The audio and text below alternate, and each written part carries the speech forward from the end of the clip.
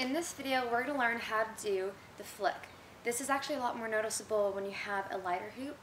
Not necessarily smaller, but just lighter so you can see it react and be really responsive.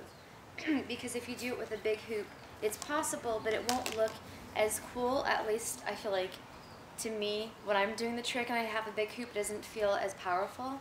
So what we're going to do is we're going to start off with doing a basic isolation, which we learned in the last video.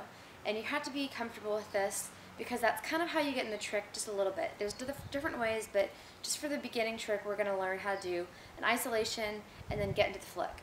So you're doing an isolation, and you can choose at any point what point feels more comfortable to you. Whether that means up here, on the side, down here, or all the way in the bottom, or even behind you. So whatever feels comfortable, whatever you want to experiment with, and experiment with different positions of the circle. But for now, I'm going to start right here, kind of on the bottom of the side of me. I'm going to flick my wrist down, but as I flick it down, I'm opening my hand. So flick and open. You can see that the hoop went right back into my hand. So flick and open. Flick, open. So like you can see I'm closing at the same time.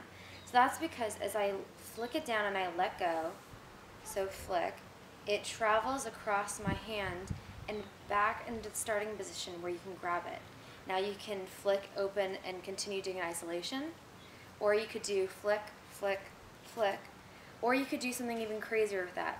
And I don't think there's anything really to say about smaller hoops.